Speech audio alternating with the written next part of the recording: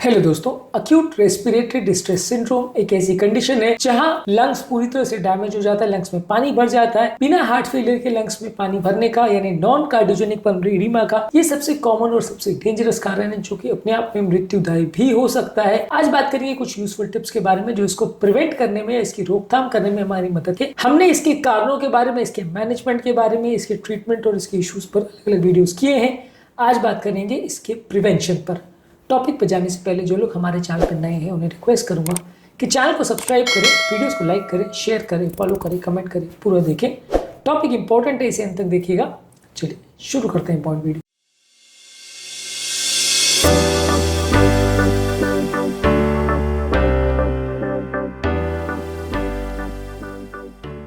सबसे पहले किसी भी एआरडीएस के पेशेंट के लिए जरूरी है कि जब कभी भी कोई प्रॉब्लम हो रही है, प्रॉब्लम लंग्स तक फैले और कंडीशन बिगड़े, इससे पहले उस प्रॉब्लम को रिकॉग्नाइज करना जरूरी है। या किसी सेप्सिस की वजह से ये एआरडीएस ट्रिगर होता है, ऐसे केसेस में आपके लिए जरूरी है कि आप अपने एआरडीएस को रोकने के लिए उस इन्फेक्शन को पहले ही ट्रीट कर दे ताकि वो लंग्स तक फैले नहीं और पेशेंट की हालत ठीक हो जाए।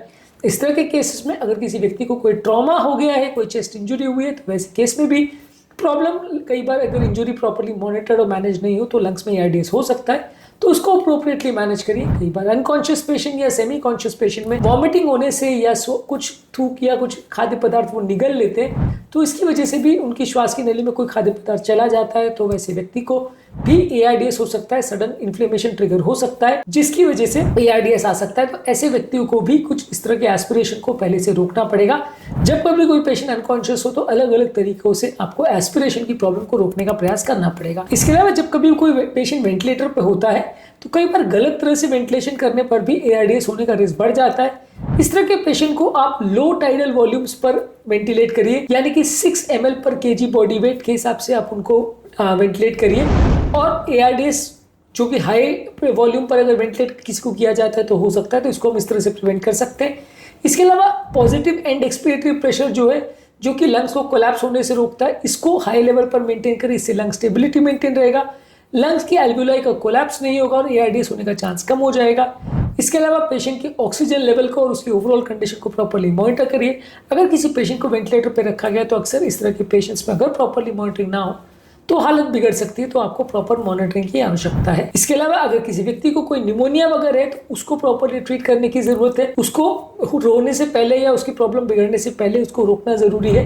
अगर हो गया है तो प्रॉपर्ली ट्रीट करने की जरूरत है। इसी तरह से कोई वायरल निमोनिया जैसे कोविड-19 या इस तरह की कोई वायरस की वजह से अगर निमोनिया हो तो उसको प्रॉपर्ली ट्रीट करना है। स्टेरॉइड्स या इम्यूनिटी को कॉम्प्रोमाइज करने से उसको रोकना है। कई बार इस तरह की बीमारियां बॉडी की इम्यून सिस्टम को कॉम्प्रोमाइज कर देती है जिसकी वजह से लंग्स में इन्फ्लेमेशन होता है और इंजरी होती है, इसको आपको रोकना है। इसके अलावा अगर किसी व्यक्ति को पैंक्रियाटाइटिस है, पैंक्रियाज में सूजन है, तो ऐसे व्यक्ति को भी ये इन्फ्लेमेशन जब स्प्रेड होता है तो एआरडीएस होने का चांस है। ऐसे व्यक्तियों की भी प्रॉपर मॉनिटरिंग होनी चाहिए और एआरडीएस के होने को रोकना चाहिए। किसी व्यक्ति की अगर रिसेंटली सर्जरी अगर हुई हो, खासकर पेट की और छाती की, तो ऐसे व्यक्ति को भी एआरडीएस होने का चांस ज्यादा है। ऐसे व्यक्ति को भी प्रॉपर मैनेजमेंट करना चाहिए, इन्फेक्शन होने को रोकना चाहिए, उनका फ्लूइड, उनका वेंटिलेशन, उनका मोबिलाइजेशन, सारी चीजों को प्रॉपर्ली मॉनिटर और मेंटेन करना चाहिए ताकि एआरडीएस का चांस कम हो। यदि कोई व्यक्ति इम्यूनो कॉम्प्रोमाइज है, जैसे कैंसर है या कोई इम्यूनोसप्रेसिव थेरेपी पर है जैसे स्टेरॉइड्स पर है या एचआईवी जैसी इन्फेक्शंस वगैरह, तो वैसे व्यक्ति को भी एआरडीएस होने का चांस ज्यादा है।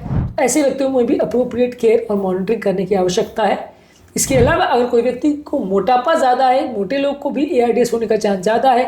इनको अगर कोई इंजरी हो जाए या इन्फेक्शन हो जाए तो एआरडीएस होने का चांस ज्यादा है, तो ऐसे लोग को भी एआरडीएस होने से पहले आपको प्रिवेंट करना पड़ेगा। इसके अलावा अगर किसी व्यक्ति को कोई रिस्क फैक्टर है, खासकर स्मोकिंग, तो उसको अवॉइड करना चाहिए। एआरडीएस के लिए जरूरी है कि उसके जो अर्ली साइन एंड सिम्टम्स है, जैसे अगर व्यक्ति तेज तेज सांस ले रहा है, उसका ऑक्सीजन कम है, श्वास लेने में तकलीफ हो रही है या लंग्स में क्रैकिंग साउंड हो रहे हैं, तो उसको प्रॉपर जल्दी रिकॉग्नाइज करना जरूरी है। इसके अलावा पेशेंट को हाई फ्लो नेजल कैनुला या नॉन इन्वेजिव वेंटिलेशन देने की आवश्यकता है और अगर जरूरत पड़े तो मैकेनिकल वेंटिलेशन या वेंटिलेटर की जरूरत पड़े तो वो भी करना चाहिए। इस तरह के पेशेंट की कंडीशन बिगड़ने से पहले उनको प्रॉपर्ली मैनेज किया जाए तो ज्यादा अच्छा है। इसके अलावा कोशिश लोगों को ये करनी चाहिए कि अगर कोई भी टॉक्सिक फ्यूम्स या इस तरह के पोल्यूटेंट्स वगैरह हैं जो एआरडीएस की प्रॉब्लम को क्रिएट कर सकते हैं तो उनको अवॉइड करिए। ये सारे टॉक्सिक पोल्यूटेंट्स आपकी हेल्थ को बिगाड़ सकते हैं, तो उनको अवॉइड अवॉइड करिए। स्मोकिंग की जिनको आदत है तो स्मोकिंग को अवॉइड करना चाहिए, स्मोकिंग भी ARDS की प्रॉब्लम को ट्रिगर कर सकता है तो उसको भी अवॉइड करिए। इन्फेक्शन की रोकथाम करने के लिए प्रॉपर वैक्सीनेशन कराइए, खासकर निमोकॉकल और इन्फ्लुएंजा और फ्लू वैक्सीनेशन आपको प्रॉपरली करना चाहिए ताकि आपको निमोनिया होने का चांस कम हो जाए। हाथों को, चेहरे को, बॉडी को प्रॉपरली क्लीन और हाइजीनिक रखें ताकि इन्फेक्शन फैले नहीं और बॉडी के अंदर ना जाए। इसके अलावा अगर कोई ऐसा एरिया है जहां पे कोई व्यक्ति ऑलरेडी इन्फेक्टेड है तो उसके संपर्क में ना आए, प्रॉपर हेल्थ हाइजीन वगैरह का ध्यान रखें, पर्सनल प्रोटेक्टिव इक्विपमेंट्स वगैरह का प्रयोग करें ताकि इन्फेक्शन आपको ना फैले और ARDS होने का चांस कम हो जाए। तो बेसिकली ARDS होने के लिए आपको जरूरी है कि जो प्रॉब्लम है उसको जल्दी आइडेंटिफाई करें। जो चीजें ARDS को ट्रिगर कर सकती है, जैसे इन्फेक्शन है, ट्रॉमा है, एस्पिरेशन है, उसको पहले से ही कंट्रोल कर लें। अगर कोई पेशेंट वेंटिलेटर पे है तो वेंटिलेटर के टाइडल वॉल्यूम्स को कम रखें, पीप सेटिंग्स और ऑक्सीजन कंट्रोल को प्रॉपर्ली मेंटेन करें। इसमें कोई गड़बड़ या चूक होती है तो ARDS हो सकता है। अगर कोई व्यक्ति हाई रिस्क है, जैसे पोस्ट सर्जिकल पेशेंट है या इम्यूनिटी कॉम्प्रोमाइज वाला पेशेंट है तो उसको होने का चांस ज्यादा है तो उस पर ज्यादा ध्यान रखिए। इसके अलावा किसी व्यक्ति को अगर इन्फेक्शन है तो उसे कंट्रोल करिए, इन्फेक्शन होने से रोकिए, वैक्सीनेशन करिए।